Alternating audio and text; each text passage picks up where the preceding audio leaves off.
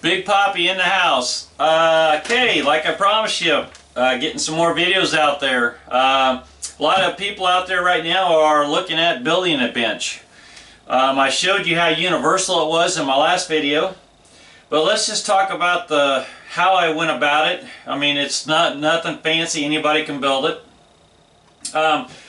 First of all, it's the structure of it for the most part is made out of 2x4s. So you're going to need to cut two of them 24 inches going on your ends here across the depth of the bench. You're going to cut two 2x4s that are 60 inches long across the length of it.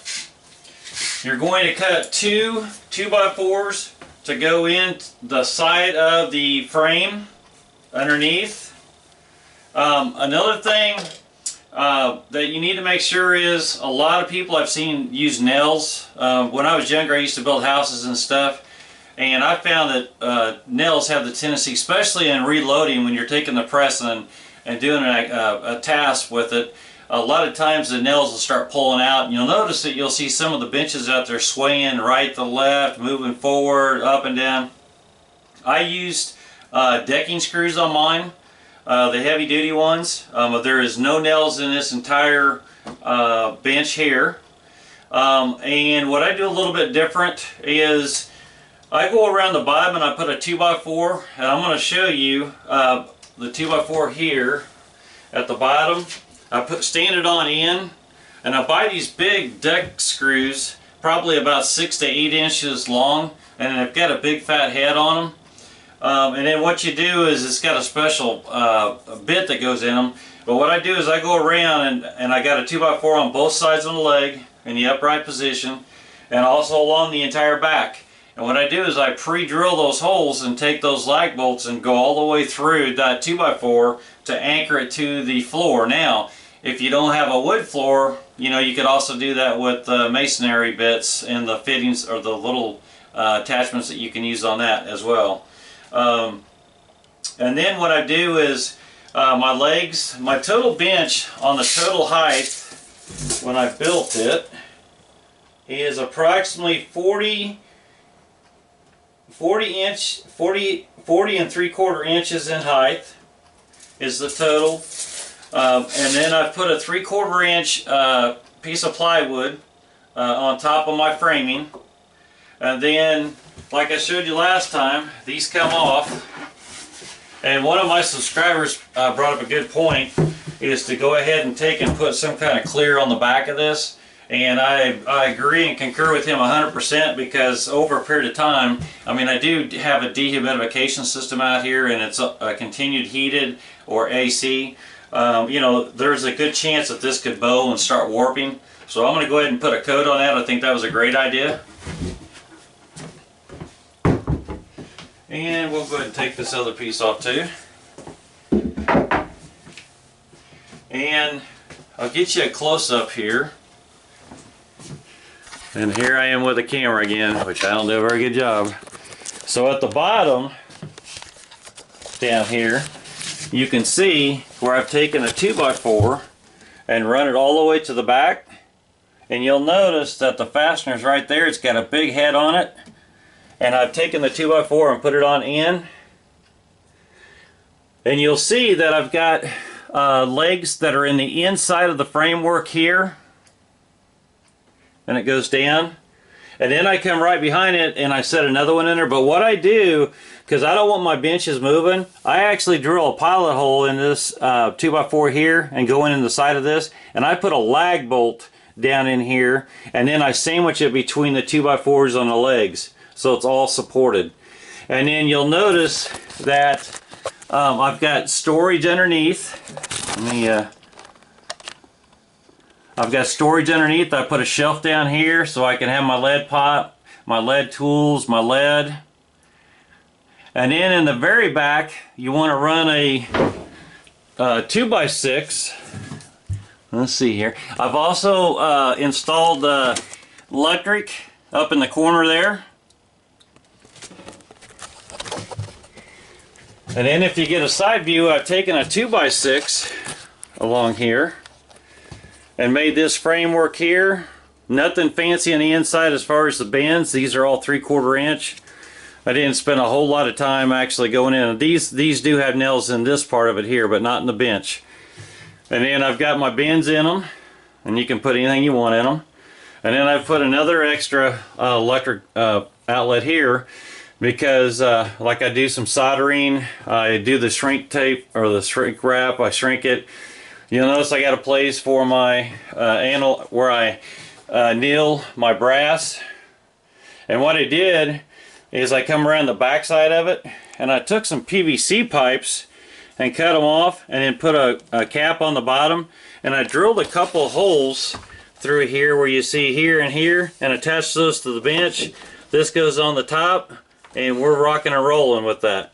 I also went down here and put pegboard on the side of the bench, and I can store a lot of my stuff here. I put a paper towel holder right there. Never hurts, you always get greasy hands or something's coming up.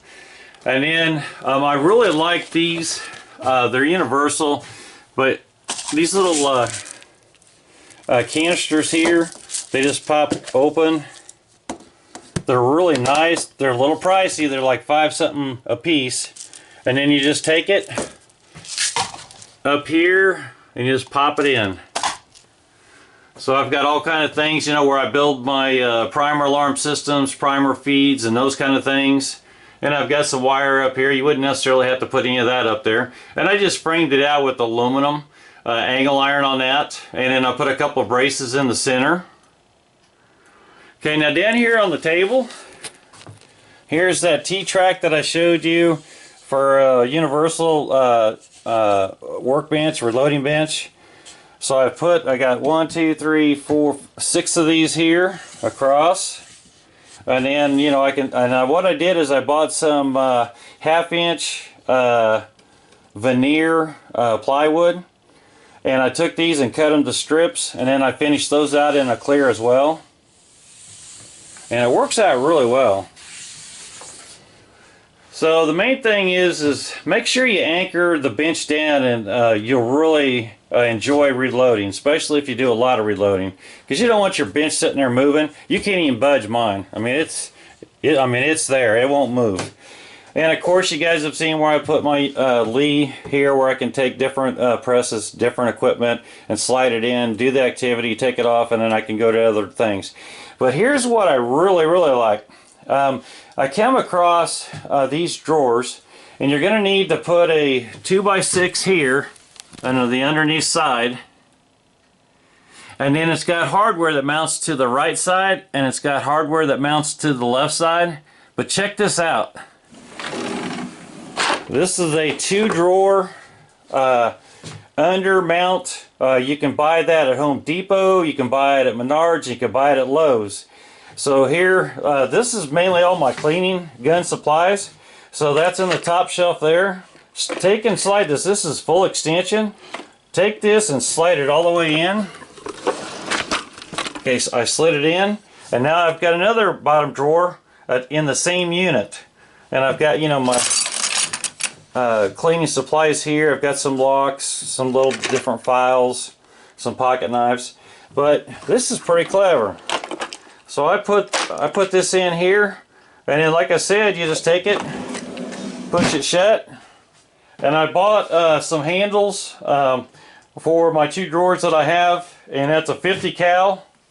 A guy on eBay makes these. He does a great job. I bought the ones for all my little containers, which you see on my little drawers that I put in there.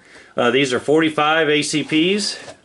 And here's another 50 cal. Now on this one here, I've got my drill bits and some of the stuff that I need. I got parachute cords, Allen wrenches, drill bits, and again, this one slides in. And underneath, I've got some drill bits, you know, some tap and die tools, and those kind of things. And again, just take it, push it shut. It's up, out of the way. Very universal. Let's see. I think I went ahead and put another light above my reloading bench. The other lights that I have, they're not really bright, but these other new bulbs that they came out with, I don't know if they're called leads lights, but they actually do a pretty good job with a lot more light coming out of them. Okay, let's put this back up here.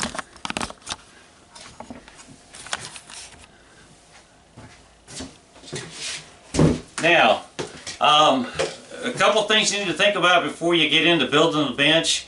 Are you wanting to sit on a stool? Are you wanting to sit in like a office desk chair that's a lot lower to the ground? So that'll have a lot to play with how you want it and how comfortable you are when you reload. Inside the back of my reloading room, I use an office chair. I'm sitting down when I reload back there. Out here I wanted to go a little bit different. I enjoy sometimes just standing up, and also I could sit on the stool, and it works out really good for me, being a little bit tall. And I've also got my other bench over here where I made it a little bit taller as well. So it works pretty good for me. Like I said, anybody could do that. One thing I caution again, if you're going to put the T-track in, go with 1¼ inch screws to go down into the wood a little bit farther.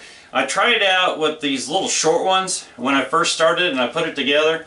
And about after the probably 25th time of taking the press and lowering it to decap the primers, I noticed that these T-tracks started to work loose a little bit. They just wasn't enough bite in there to keep it attached to the bench.